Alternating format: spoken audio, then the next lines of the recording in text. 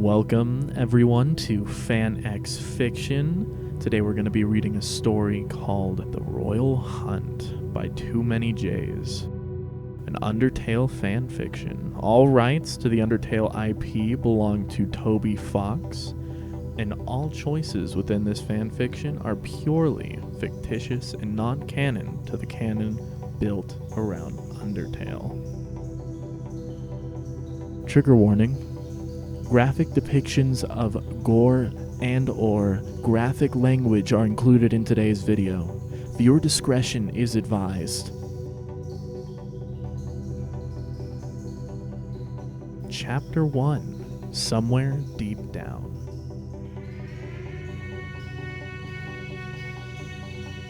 When she first came to be, all Frisk could see was utter darkness. What's going on? She thought. Am I dreaming? The next sensation she felt was an incredible pain. It seemed to spread out all over her body, both inside and outside, but it seemed to be the worst in her stomach and waist region. She also felt cold, very, very cold, and the air had the smell of salt water and blood. Ugh, she muttered when she tried calling out. After a few moments, Frisk finally managed to open her eyes. All she could see at first was a dimly glowing flower in the distance, surrounded by impenetrable darkness.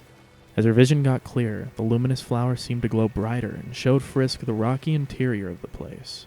The ground, for the most part, seemed to be made of complete solid stone, with the occasional grass or flowers sprouting out. And the wall behind the glowing large flower was rocky as well. It seemed to curve outwards the higher it went. Frisk then noticed that the ground she was laying on was for the most part very soft. And then when she looked down, she saw that she was laying on a wet beach of sorts. Frisk came to the conclusion that she was in some sort of an underground beach. She couldn't bother thinking of any reason why, because she was as terrified as she was confused. Where am I? Frisk said to herself. What's going on? The only sound she heard in this dark, cavernous place was the strange sound that came from the glowing plant, and the distant splashes of waterfalls, which made Frisk realize this cavern was bigger than she thought. Help? Frisk shouted. Anyone? There was no reply, but the echo of her voice through the cavern. If there was anyone nearby, they would most likely have at least heard the echo, but nobody came. Frisk trembled not just of cold, but of panic as well. She was terrified. Not only was she seemingly alone, but she had no recollection of anything. Where was she, and what's with this incredible pain? Frisk tried standing up, but it proved more difficult than she thought. It hurt so much. It was like she hadn't stood up in years, and so she just immediately fell back down and her face landed in a shallow puddle. She muttered and tried pulling herself up again. But then Frisk became stunned when she saw the reflection of a horrifyingly mutilated face in the puddle. It was a female face that looked battered and bruised, with blue and purple streaks around one of her eyes, and the nose was broken. Not only that, but the face was also covered in small cuts and splinters. It was like this girl was hit in the face with a wooden plank. Realizing this was her face, Frisk, unsurprisingly, became very terrified. This is a nightmare, she thought to herself. This has to be a nightmare. But the worst part was yet to be discovered, as she realized when she looked at the palm of her hand. It was not only wounded with a few splinters, but it was also painted red with blood. Her blood. Even with her somewhat delirious phase, Frisk could tell that this large amount of blood couldn't have come from just a few splinter wounds. Then she realized that just a moment ago, this palm was touching her waist, where most of the agony came from, and she had felt something hard sticking out.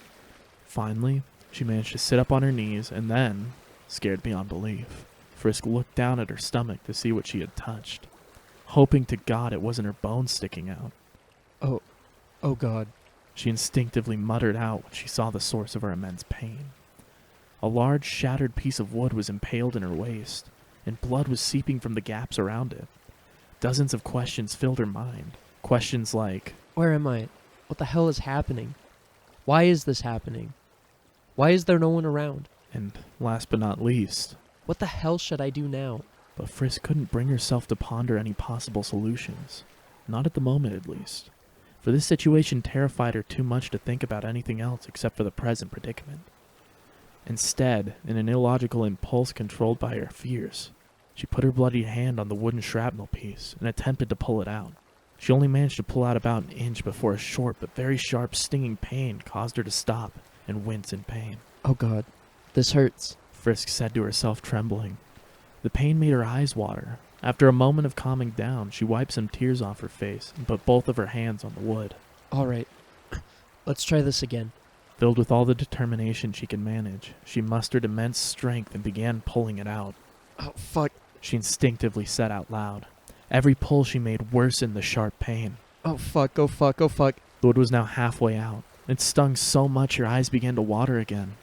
Tears began running down her bruised cheeks as the pain kept rising.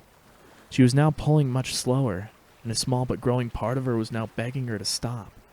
But despite the overwhelming agony, she stayed determined. The wooden piece was almost out of her now. Only a few more pulls. Almost. She reassured herself, her eyes now blinded by tears. Almost. And with great and quick effort, she ripped the last piece out. At the moment she did, overwhelming anguish spread from that wound to all over her body, causing Frisk to release from deep within her bowels a large wail of agony. Her cries echoed throughout the deep cavern, but once again, nobody came. Frisk panted heavily as she tried to calm herself. Then she looked at the half-bloodied stake in her hands that just a moment ago was impaled deep within her waist. There. She said to herself, trembling. It's done. But her feelings of mild triumph were short, as she noticed that blood was now seeping through the wound in greater quantities, since there was nothing to clog it anymore. Panicking, Frisk tried blocking it with her one hand, while she tried to rip a piece of her striped shirt off with her other hand. Oh fuck. Fuck. Fuck. Said Frisk in a mixture of irritation and panic. What the hell was I thinking? Managing to rip a piece out after being forced to use her teeth for an assist, she ineptly tied the fabric around her wound as best she could from her lackluster medical knowledge, and tightened it. It seemed to have worked, for the tight binding managed to lessen the bleeding quite a bit. Frisk felt exhausted now. Her last few acts felt like the most grueling thing she'd ever done. And so she just laid down with her back facing the ground. What the fuck is going on here? She asked herself. She looked at the darkness above her, trying to see stars or anything that could be construed as a light source. The best thing she could find were tiny shining dots far in the distance. Frisk wasn't sure these were stars, though. For much like the glowing flower, they seemed to fade and grow in brightness. It was kind of soothing, she felt, staring at almost empty nothingness with no noise in her vicinity but her breathing. Also, and Frisk wasn't sure if it was due to immense blood loss, but she felt kind of numb and tired. Very, very tired, in fact. She wanted to rest. Just a little bit, she thought to herself. Then she closed her eyes and dozed into a short sleep. Suddenly, a rush of countless memories all of a sudden flashed before her eyes in an instant, and she jerked awake. It was like waking up from a nightmare as she laid there gasping for air. She didn't know how or why, but she somehow remembered everything now. She remembered her friends, her enemies, her purpose, and all the events in the last few days that led her to this agonizing moment. But the thing that most distracted Frisk was that she had somehow managed to forget this. How did I forget? How the fuck did I forget? Feeling an immense rush of adrenaline, Frisk managed to make herself stand up for the first time. Her waist and bones stung as she did, but she ignored it. Frisk painfully wandered back and forth as she tried to digest her countless memories and pondered dozens of speculations. I must have bumped my head on something when I fell. She suggested to herself. Or maybe there's some time paradox shit going on or some nonsense like that. Then her thought went elsewhere, to her friends, and the awful event that led her to this dark place. For whatever caused her sudden amnesia wasn't as important compared to the tragedy that just occurred. Frisk knew she had to go back, to warn everyone and prevent the attack from even happening. But she didn't know how. There was barely anything in this dark place she could find that would help her load. I have to go back. She said as her mind began scrambling for ideas. I need to go back somehow. Frisk stopped mid-sentence as she glanced at the cold, dark water. An awful idea popped into her head. An idea so terrible she couldn't believe she even considered it. But it was the only way. The only way she could think of, that is. She spent a few good moments staring at the lake, trying desperately to think of other options, ones less painful and quicker. But the shattered wood wasn't sharp enough, and there weren't any loose rocks. So it was either the lake or waiting hours until she bled out. With that awful realization out of the way, Frisk closed her eyes and began to mentally prepare herself. Don't worry, she said to herself. It will all be over soon. With her eyes still closed, she began to slowly walk towards the water. It'll all be over soon. It'll all be over soon. She kept repeating to herself as she neared the dark water. She felt her feet touch the freezing water, and she shuddered. It will all be over soon. It'll all be over soon. Frisk walked a bit further until the cold water was up to her knees. She winced as the freezing salt water seeped into the wounds on her legs. It will all be over soon. It'll all be over soon. She sat down on her knees in the cold water. It will all be over soon. She laid on her back and floated lightly in the water. She breathed irregularly. It was cold. She was scared. Frisk stared at the endless darkness above her once more and closed her eyes. She was calmer now, and breathed easier. She was ready. Let's do this, she thought. Then Frisk took a deep breath and pushed herself into the water. It wasn't that shallow this close to the beach, so it only took a few seconds before she reached the bottom. Even though she wasn't trying to, she instinctively tried holding her breath. But after a few seconds, she stopped. She opened her eyes as her body seemingly jolted awake like from a bad dream. She saw nothing in the green, foggy water, except for the red smoke that seeped from her wounds into the surface. Bubbles floated from her mouth as she began gasping for air. Part of her tried to make her go up to the surface, but Frisk held herself still and grabbed an underwater root to help keep herself down. God, it hurts. It was like a constant struggle between her mind and body, liters and liters of water entering her mouth and lungs. She felt water pour through her dozens of wounds. It hurt so much, but Frisk kept going, holding herself still as best as she could. She saw her life flash before her once more as her lungs were filled with water. She saw her friends, family, her happy moments, and her worst days. But it was too late to stop now. Her vision was getting dark. She felt her body giving up. In the end, she saw a light, then darkness. Then Frisk let out a last minuscule breath as her lifeless body floated gently to the surface. Frisk saw nothing, not darkness with a hint of light or even darkness in general, just nothing.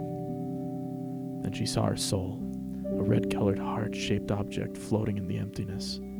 Then there came a sort of yellow star-like object that seemed to twist and change in shape at every turn. Frisk felt a longing to reach out and touch it. When she did, her soul moved and absorbed the glowing shape.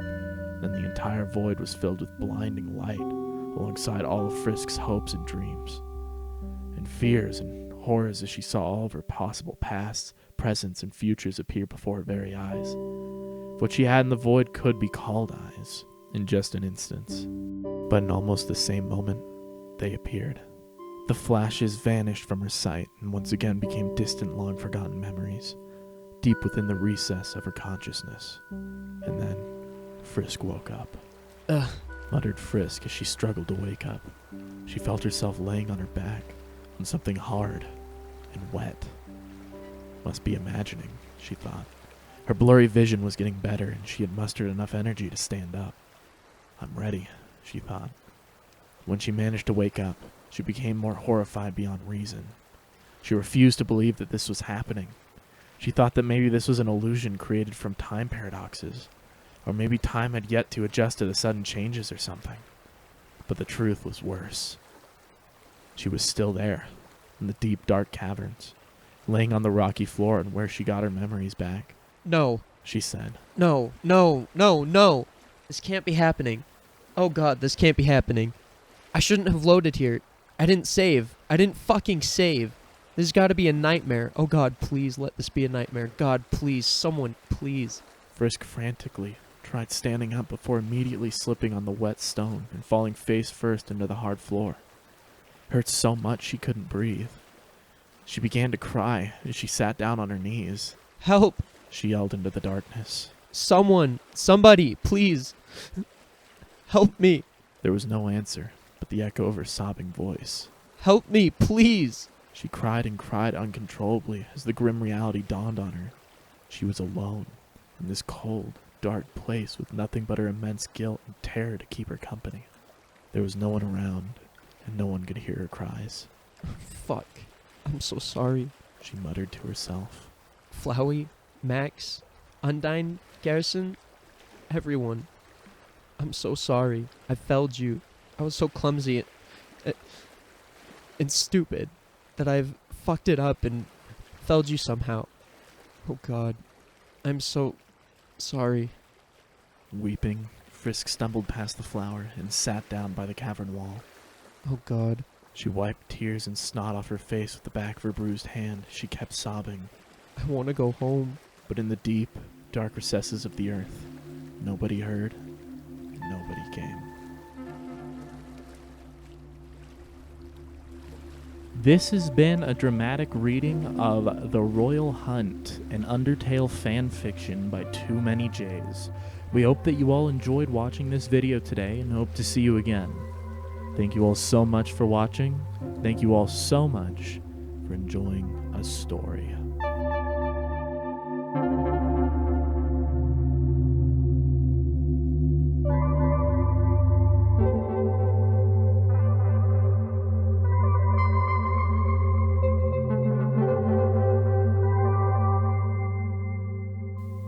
Gerson?